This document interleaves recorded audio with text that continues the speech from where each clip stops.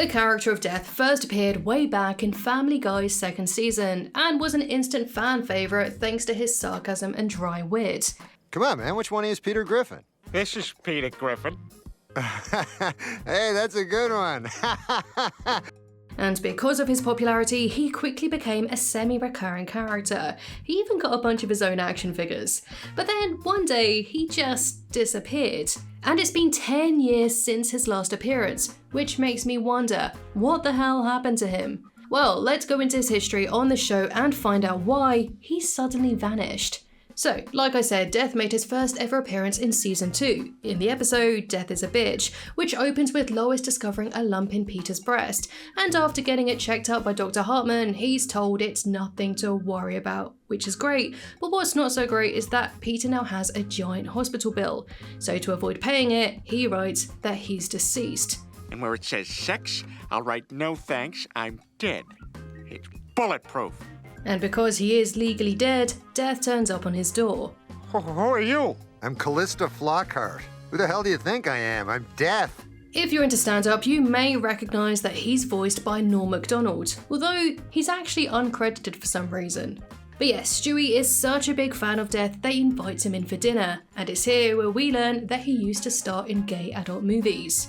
Did some films I'm not particularly proud of. Well, that does it for me. Let's go, Peter. Wait! But time's up and Death tries to take Peter away with him, only for him to then run away. Death then gives chase, but trips and breaks his ankle. Yeah, that felt good, driving me hard on the couch like that. I have to say that Norm is just brilliant in this role, not only for how distinctive his voice is, but his line delivery is absolutely perfect. Is there anything I can do? Yeah, why don't you boil some water and rip up some sheets there, Einstein? It's a sprained ankle. So now that Death is incapacitated, Peter learns that he can't die, so takes full advantage by doing all kinds of stupid stuff. And although he promised Death he wouldn't, he then tells the entire town that they are now immortal. While all this is going on, Death explains to Stewie that it was his parents who pressured him into this job.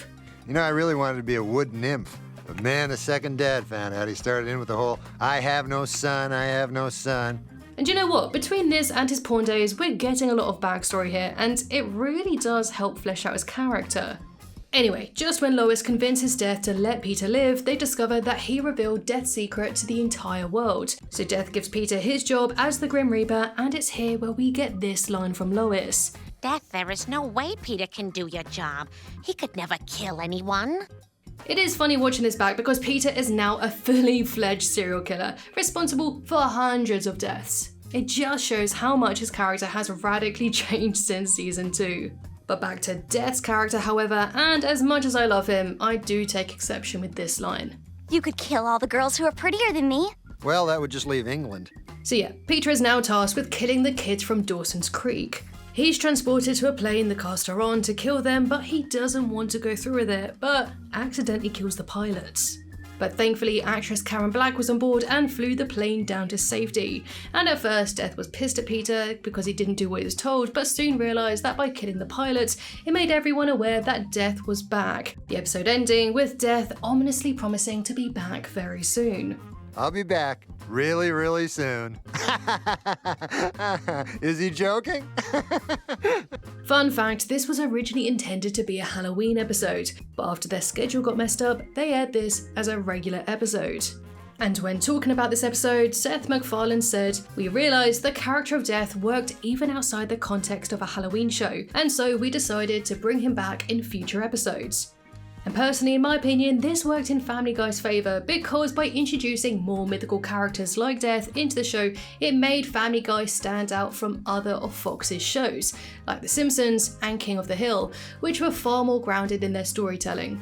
And so, by introducing Death, it opened the door to more fantastical stories, which also welcomed the likes of God and Jesus into also becoming regular characters. And funnily enough, The Simpsons would do a very similar storyline in Treehouse of Horror 14, when Homer becomes the Grim Reaper. So in this case, I guess you could say that Family Guy did it. Producer Al Jean said he had absolutely no idea about this episode until after they made it. But to that I say, sure Al. And speaking of The Simpsons, someone recently referred to my Simpsons Theory channel as my second channel, which I found interesting, seeing as I made that one first, so I'd be interested in hearing which one of my two channels that you consider to be my main one. Sound off in the comments below. Now, weirdly, despite his great performance, this was actually the only time Norm voiced Death. According to the Family Guy wiki, Norm was invited back but wasn't able to accept because he was starring in his own sitcom A Minute with Stan Hooper. But that show aired in 2003, and Death's next big appearance aired in 2001, so timeline-wise, it doesn't really add up. It's more likely because he was filming an earlier sitcom called The Norm Show, which ran from 1999 to 2001. But whatever the reason, he was recast with Adam Carolla. Norm would come back much later on, but only to voice himself. "'Twas the night before Christmas." Wait, 'twas? What's 'twas? For those of you that are about to comment that Norm Macdonald's passing is the reason why Death is no longer used, then that's not the case at all. And speaking of Adam Carolla, I recently learned that he was the creator of the Daily Wire show Mr. Bertram.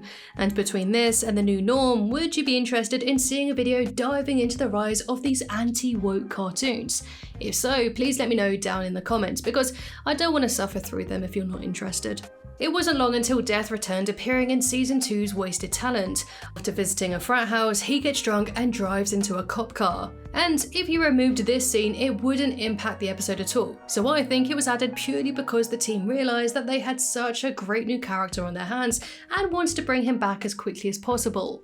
But before we talk about his next appearance, I'd first like to thank this video's sponsor, NordVPN. If you didn't know, NordVPN hides your IP address so nobody can see what you're looking at online or track your location. I don't use the internet anywhere without it, because back when I was a flight attendant and going around the world, I connected to a fair few dodgy Wi-Fis, and as a result, I got my Spotify and Netflix accounts hacked. So now I always use NordVPN whenever I'm on public Wi-Fi.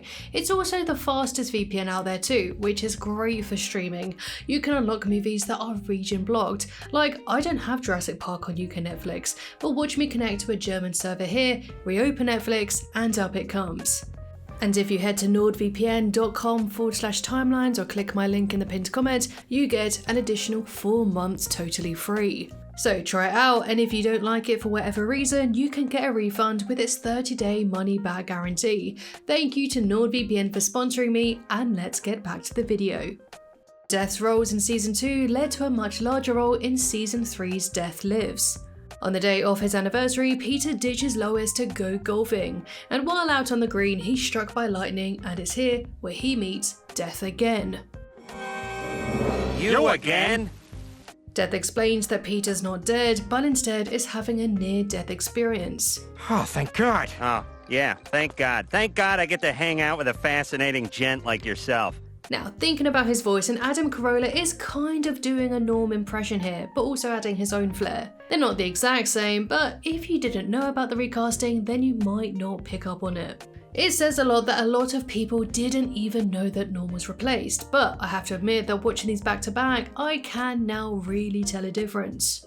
Death informs Peter that he's not going to die until 2 years after Lois divorces him, which leads into a flashback of Peter and Lois young and in love, and also a young Death with an afro. Look at all that hair. Can't believe I thought that looked good. I must have been high. With Peter currently in limbo, he follows Death along to his overbearing mother's house, and I love that his mother's hair and earrings are on top of her cloak, not underneath them.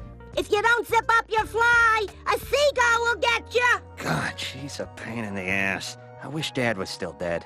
I also find it hilarious that this big, powerful being, the Grim Reaper, also has a nagging mother. Just like us. Nah, only joking, Mum. So, wanting to get out from under his mother's thumb, Peter and Death strike up a deal. Death will help Peter with Lois, and in return, Peter will help Death find a date. But with Peter as his teacher, picking up women goes as well as you'd expect. Tell your mom we said hi. Heads up! But there's one lady in particular that Death really does like, and successfully asks her out. So with Peter's side of the bargain upheld, Death puts Peter back inside his body, and threatens Peter Frampton to play guitar for Lois. After this, Death goes on his date, but when she goes on and on about animals, he touches her to shut her up. Check, please. Death reappears quite a lot after this, showing up whenever someone dies or is about to die. Essentially, he became a recurring character, and we even saw his dog one time. Hey, did someone choke on a roll in here? Oh, no, I spit it up. Huh. And then in season 4's I Take Thee Quagmire, he turns up at Quagmire's funeral in order to take his body away, only to find out that he was faking his death. But he tries to take Quagmire's body anyway, but luckily his wife Joan grabs him, and she instantly dies. So he takes her away instead. Death had a much larger role to play in season 5's Meet the Quagmires, because when Death takes Peter back in time to when he was 18, he messes up the timeline and changes the future, causing Death to return him back in time yet again to fix his mistakes. But Death wouldn't appear again until 4 seasons later in the episode Friends of Peter G. What happened? You're dead, jackass. You died in a drunk driving accident. Death shows Peter what his life would be like if he continues to drink too much, like burning his family with cigarettes and sleeping with his boss Angela. Oh my God, I wouldn't have sex with Angela. She's disgusting. Not when you're drunk, she's not. But he also showed him how lame his life would be if he never drank alcohol, with Death ultimately teaching Peter to drink in moderation. Exactly, Peter. It's called moderation. That's the key to life. And then a season later, Death meets Super Death after a traffic accident. You're being reincarnated as a Chinese baby right now. Girl. In season 11, he appears very briefly in the introduction, taking away a dead body, and a season after this, we get 3 Acts of God, and we get a pretty funny joke here about Cleveland's failed spin-off. What are you doing here? Actually, I'm here for your show. Oh, come on, man. I'm on vacation. The guys then ask Death to take them to see God so they can ask him to stop interfering with football games. But Death doesn't come back until the end of the episode. God's mildly autistic. You can't touch him, especially on the head. In fact, this marks as the final appearance of Death in the show. And this episode aired in 2014, which was 10 years ago. So why has the show stopped using him?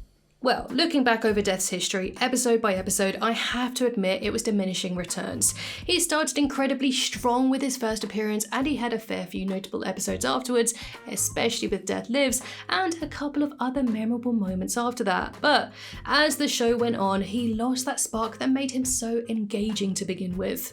Death was more like a special guest than a regular character. His appearances were usually tied to specific stories about mortality and other deeper themes, which don't really fit as easily into the show's broader comedy. Therefore, this limits how you can use him, seeing as he only ever appeared if someone died.